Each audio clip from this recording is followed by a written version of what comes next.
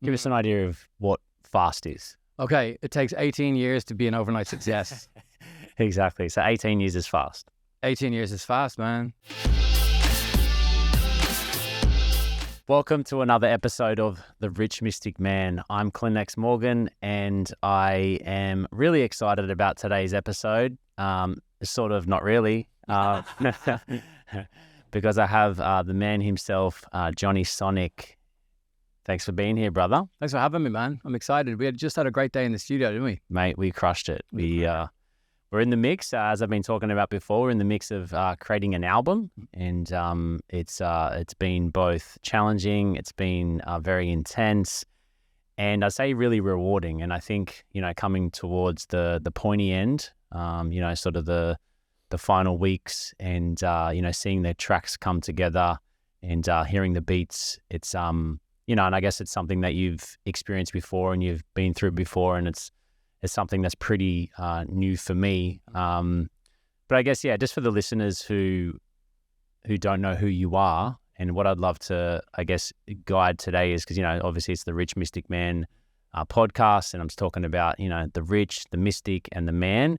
And you've attained some really incredible success in your life in the music arena. And so we'd love to pick your brain on that and ask some really powerful questions.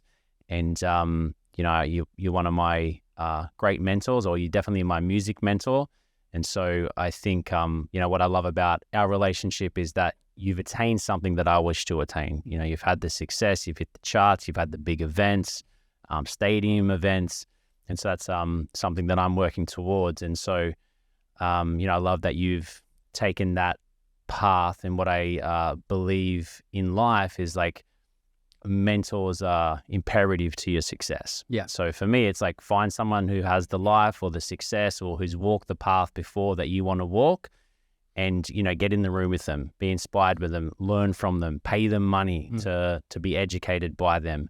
And so I love our relationship. I love what we're working on. And but just give the guys a bit of a backstory on the success of Johnny Sonic, the Potbellies. The Potbellies started here in Australia when I came here in 2002 with Dave Good. And we just had a mission individually. And then when we met, it seemed like we had the same vision, to be the best in the world at what we did. At that time, it was being DJs and performers. And it was really a case of finding someone with that same mentality and the same drive for the same goal. So we're like, well, look, we really complemented each other on the decks when we went back to back. So let's figure out something new. Let's figure out something that we can do that nobody else does. So we figured out how to make 4 decks and 2 mixers work at the same, like actual turntables, not CDJs. And then we just started practicing. We spent like 2 years in the basement of his house in Leinster Road in Annandale. I think it's Johnson Street in Annandale.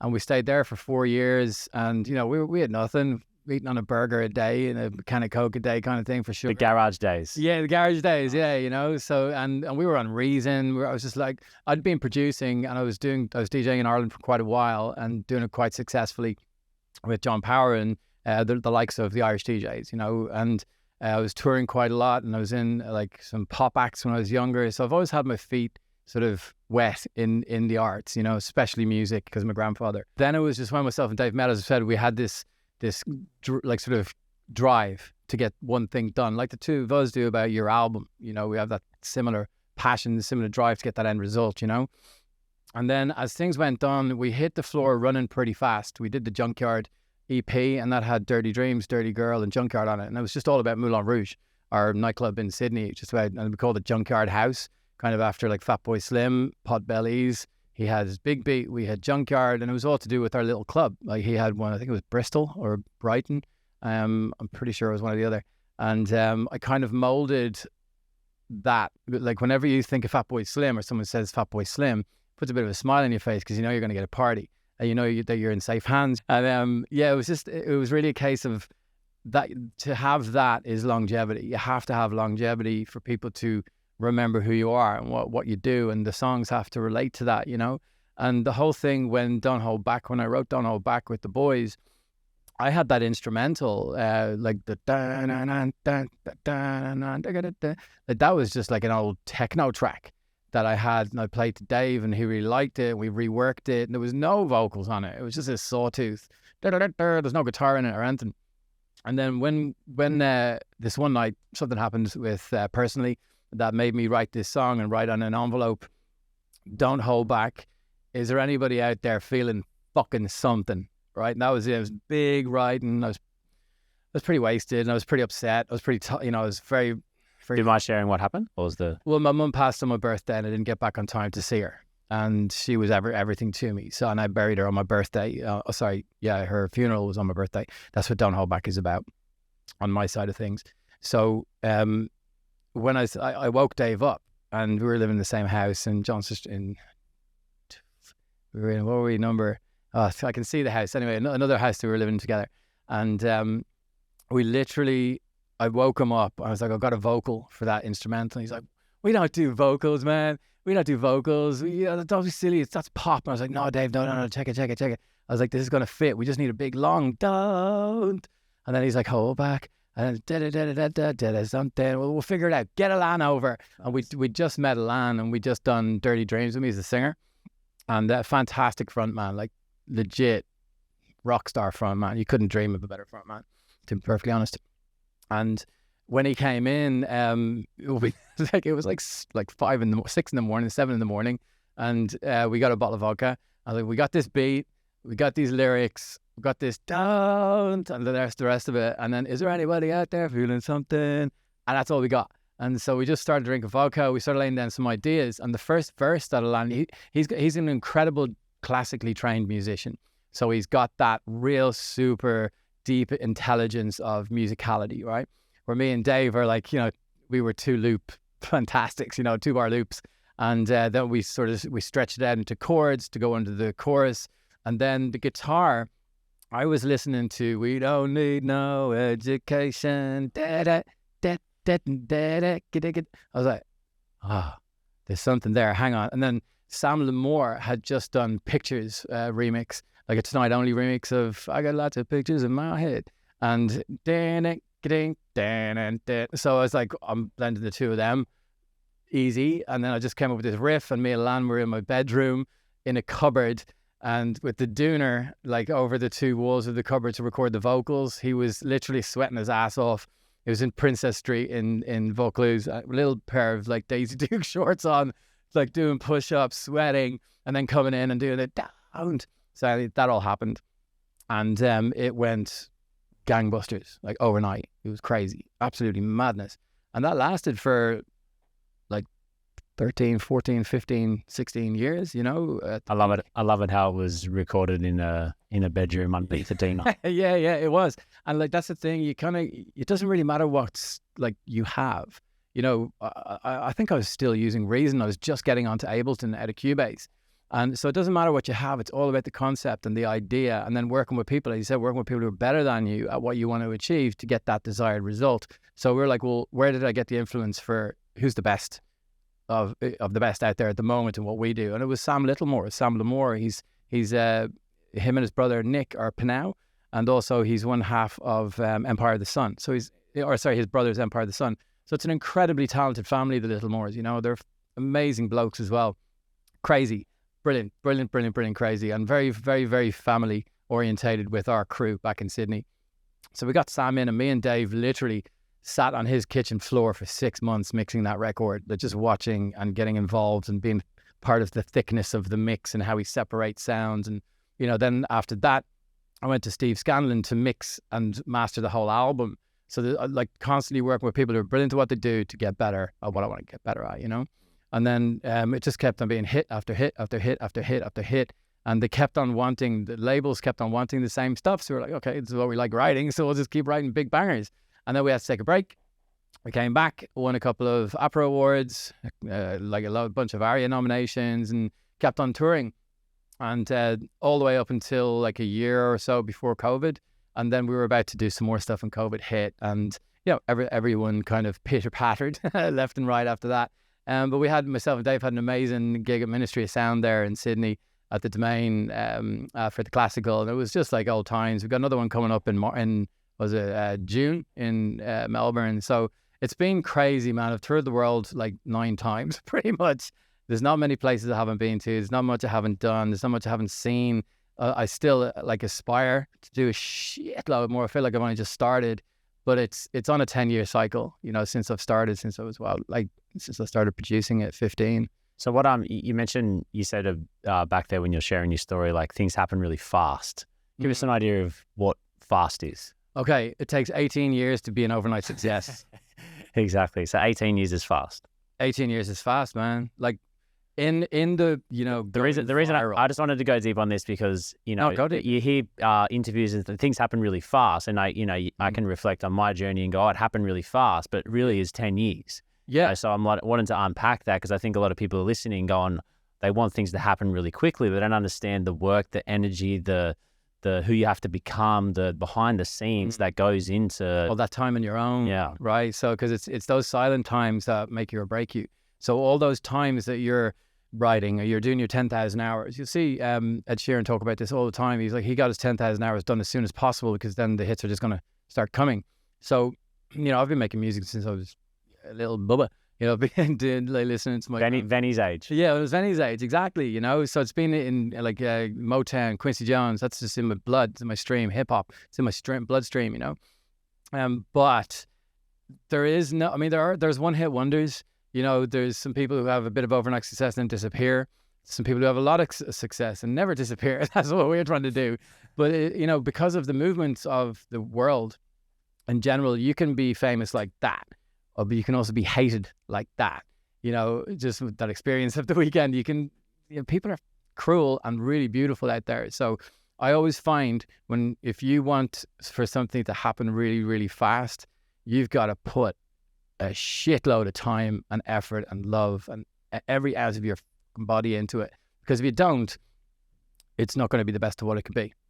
You know, and if you want to be up there and, you know, working with the best of the best, doing what you're doing, in whatever thing that you do, you got to go through all those levels and open little levels yourself. And you know, one thing I always say is that if everyone's doing one thing, you do the total opposite. So everyone's doing the 808 hip hop at the moment, like the trap fold over. It also sounds the same. So we're doing big room, big beat, 90s rock live, thrashing hip hop, like Hilltop Hoods, you know, Listen Esso kind of vibe, you know. We just do like the longevity comes from doing things that are different at the time that you're doing it.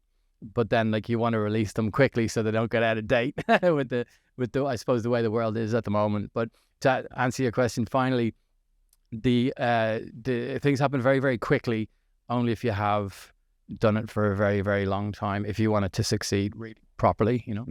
And one thing I want to pull from the first when you're sharing your story, excuse me, was you referenced when you're making Don't Hold Back, like, you know, you got a bit of inspiration from this song and you sort of mesh it together. And that's something that I've really seen from, you know, now, you know, stepping into music, is that it's like there is obviously original sounds and original beats, but it's like a little bit borrowed from here and a little bit borrowed from there. And this is something I haven't shared with you, but we just had Venice and Ava, my daughter, in the studio today. I've written this new track, and there's a lyric in that says, "Dad, can we go to the shop and get a lollipop?" And how I actually got that lyric was I was writing and I was like, I just felt like I just needed a bit of inspiration. So I played 50 Cent Candy Shop. Yeah, and it was Candy Shop, and I was like, lollipop. And then that lyric came and I was like, "Dad, can we go to the shop and get a lollipop?" So I just love that you shared that, because I think, like, you know, people on their journey to success, it's like they think they got to like create everything new, and it's like obviously having original beats or original tunes and original contents and ideas, but it's like there's bits of inspiration drawn from all over the world. Yeah, and here's the thing: nothing is original unless you're the first tribe of the first tribe making the first African tribal drum beat. You're not original, you know. You know, when I listen to a lot of classical music, a lot in the car, because it just recenters me. There's not all this chaos coming from the mix of this kick drum and the da-da-da. It's just beauty. It doesn't matter how it's mixed.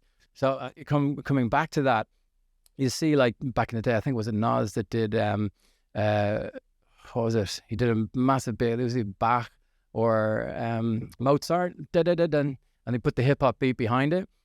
So it doesn't really matter where you get your influence from. I mean, look at Dr. Dre. Everyone, including me, says he is the best hip hop producer of all time, and he hands down is.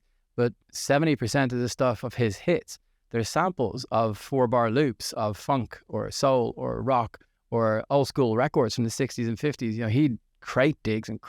You know, and same with Moby Play. That whole album is just 7-inch records. Him going through London, you know, through the record store, through the markets, finding these sounds.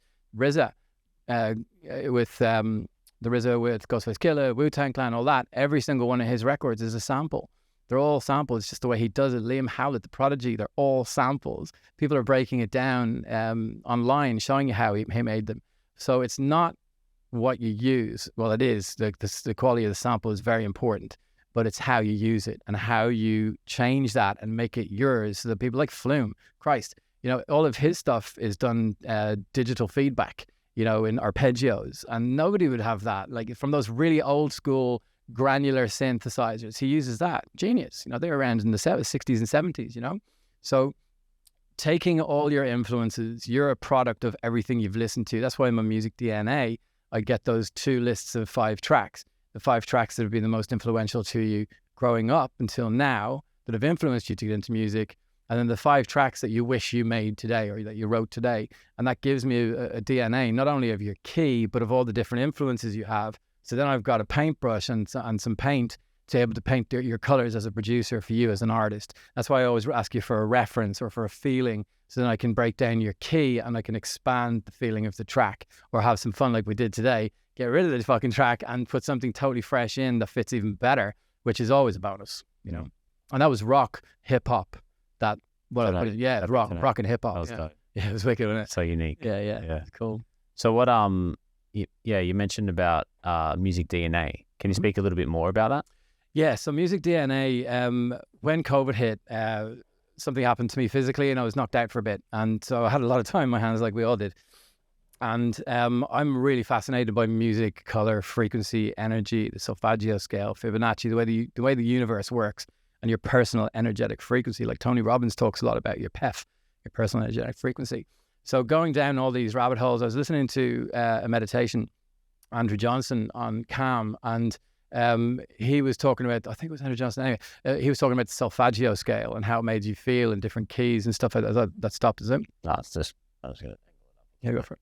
And I'm really fascinated with the chakras and how they're aligned with color. And I was looking at them all, including the Camelot wheel. And between the solfeggio scale, the Fibonacci, the Camelot wheel, the chords, the notes of the piano, the colors, energy, light, and sound, it's like, well, how are the chakras? How's the energy and the notes? How do they match up? I couldn't find it anywhere. So I was like, well, fucking, I'll do it. So I went down another rabbit hole and dug deep. And what I discovered was that you've only got 7 chakras. There's only 7 fucking notes, like C, D, E, F, G, A, B. And then the next octave is your aura, right? And all of those have a color that all have an emotion attached to them, which then you're starting to lead into the solfeggio scale. So I'm like, well, how the hell am I going to find, as a producer, how am I going to find the best part of the artist? I need a torch in the dark, right? So then I was like, okay, references are cool, but I need to know more. The artist needs to know more about themselves. So one of my friends, Clara J, she came into my studio in Bomb Beach years ago, and she's like, okay, so what do you do? And I was like, well, fuck, okay. All right, well, I'll break it down to just singular notes. And let's start at the middle C and let's start at the low C. Pick which one they like.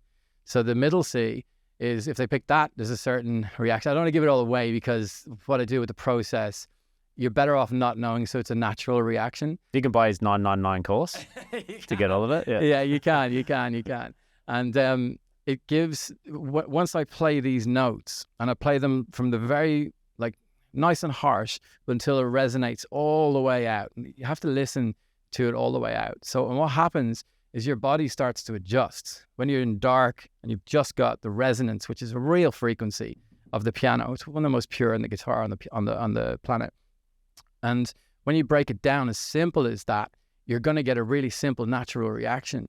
And then whatever key, I'll play them 3 times. First straight, and don't tell me what key it is. Second time, I'll play them in a different order. And then you have to find the key, let your body find the key. And then the third time I play him again, and then stop me on your key. And then from that note, I can go into the solfeggio scale and go into the Camelot wheel and just fucking chords on the piano and find out what your note is, what your literal note is. And then from that, say, if you're a new producer, I'm going to get, there's a process I go through getting you ready with all your 20 kicks, 20 snares, all that 20 basses.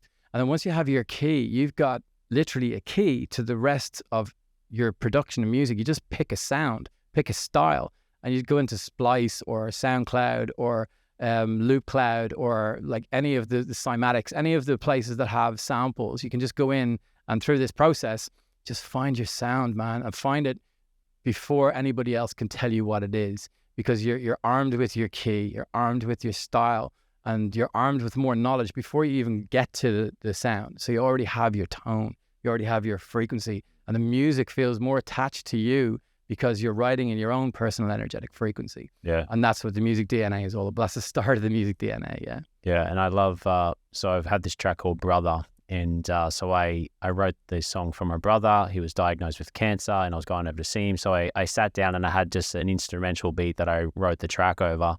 And then I said to Johnny, I was like, dude, can you create me a track? It's a track for my brother. Here's the sample or the reference track. And yeah, you wrote me this or gave me this instrumental back. And as soon as I listened to it, man, I was in tears. I was in tears right now. Oh, yeah, wow. Because I knew the story and I knew the key. It was in F minor. And that's the hard shock. Yeah. You know, so it's fucking real, you know, and like you're having now, you have that little sort of lump in your throat moment because you know it's attached literally to here. There's nothing that can separate you from that note to the story of you and your brother. You know, even the one that we've just done is in F minor, you know, and I did the Brother 2.0. Yeah. You know, that we did to Method Man and You're All I Need, that instrumental, you know, that's in F minor. So it works. It really, really works, you know. And see, I mean, Kanye West only said it a couple of weeks ago. I'm not a massive fan of Kanye's, but he knows what he's talking about. He goes, the 808 is C, so it's the bottom chakra. It's your balls chakra. It's almost evil. That's why all these 808s,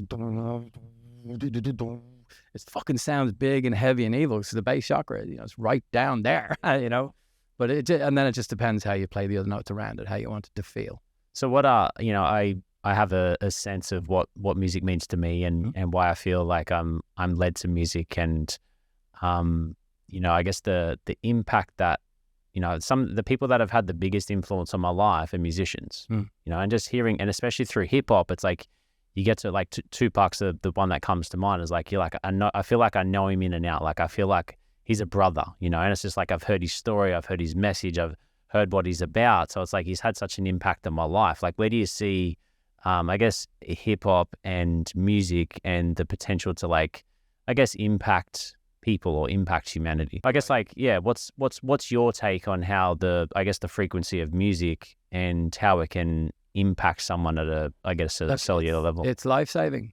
It really is. You know, it's as beautiful as you want it to be and as horrific as you write it. You know, and I mean that emotionally, you know, depending on what you're writing about, not your talent level, because that can always be fixed. You know, it's just practice. But I think that the world would be a really fucking sad place without music and melody. Like, nobody taught the birds how to sing. They got perfect pitch, right? So if you think about that as a metaphor, it's like, well, fuck. What are we really doing here? Are we here to make money, or are we here to create? Are we here to make evil happen, or are we here to love? And there's only one side of each of those coins, and music for me makes everything that's dark about this world and this life and this planet and the inner dialogue go away.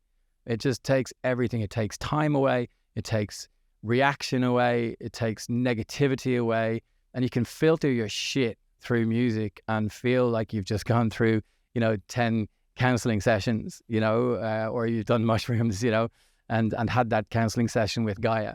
So it's everything, you know, like, look at what Bob Geldof did in the 80s, you know, to change the world. Music always changes the world. And if one thing will ever be left with the cockroaches, it's melody. Like I said, no one taught the birds how to sing. So I think it's everything. Yeah, awesome. All right, brother, last question, I wrap it up, is, you know, what do you, you know, you work with artists, you help develop them. You've been working with me over the last few years. Would love to just hear your take on like how you see me as an artist. Passionate, man, like passionate. And I say this to a lot of people, you know, what is it about Clint? And it's because he fucking wants it more than you do, you know, and he works harder than you do. He's got more passion than you do. And I think that once like that extra levels, you know, the level that you had last week that you clicked and it exploded. The more that you do of those, the more you write, and the more you do of those, the better you're going to get quicker. And you had such a massive breakthrough last week. It was like, oh, fuck. Brilliant. You know, so I see you as an artist, and I mean this is in a positive way, not so much going for chart success, but to change broadly. You know, I wouldn't pigeonhole what you do into chart music, because you have your own community and you have such a following of people that believe in what you do. Start there. Let that grow organically and then just take over the fucking charts. You know, so it might not be today. It might not be this time next year. It might be tomorrow. But you just fucking never know. So for you as an artist, I commend you on how much work you do and how passionate you are about it and how you've just like turned into this new creative human, you know, and just going for hell for leather and taking all the shit that I throw at you, because which is a lot, by the way. It's a lot. No, well, it is a lot, you know, and I think over the time we've definitely built a new trust and a new level of trust. And it's like, okay, now it's like, okay, well, he can take all that shit. Well, maybe I'll just concentrate on the creative thing here for a minute. Okay, he needs to be brought up a little bit. You fucker. And then, you know, we have our banter and then we level up. We have our banter and we level up. And, you know, some days like last Thursday, we couldn't stop laughing. You know, so I have a great time in the studio with you and I can't wait to see how this album comes out. I don't give a fuck what anybody thinks about anything about either of us, because I know the process that you and me have had, and I know the feeling that comes out of these records. So I'm excited to see, like the first time I saw you perform, it was like, I get it. I really get it. Like imagine this with a full production behind you rather than an Irish DJ, you know? But yeah, to answer your question, I think more passionate, more driven than 99% of the people that I work with at the moment. Yeah, awesome, brother. And thanks for your inspiration in that, and and I guess what I just to echo that, what I've learned from you is that it's not really about the talent. It's like, are you willing to put in the work? And for me, like I know for you, you've grown up with music and it's very much in your DNA. It's like I grew up in music, but it's also very new to me. Like haven't been so much in it, but the last couple of years I have really immersed myself more in it, and more so than ever in the last 12 weeks. And I've seen like just by what like intense focus and devotion and commitment and hard work and getting in there and grinding, which has been your influence, is like, bro, just put in the fucking hours. The difference is that you don't need the lifestyle. You want to be an artist. And a lot of 99 kids growing up today, they want the lifestyle, but they don't want to do the hard work to become an artist. And I couldn't give a fucking rat's arse about people who want the lifestyle. That's what that bloody Facebook crap was about. And I want people who really love their art. I don't really care about anything else, to be perfectly honest. I care about people who care about their art, so I care about their art, and I want to get the best out of them. That's it. Nice, brother. You know? Awesome. And we'll come back to the shit that happened on Facebook for conversation number 2. Done. Yeah, awesome. Great to have you. Thanks, brother. Hey, that was cool, buddy. Thank you. Thanks for tuning in to The Rich Mystic Man, and share this episode around if you drew some inspiration from it. And that's how we do it. We do it here at The Rich Mystic Man podcast. Thanks, Johnny.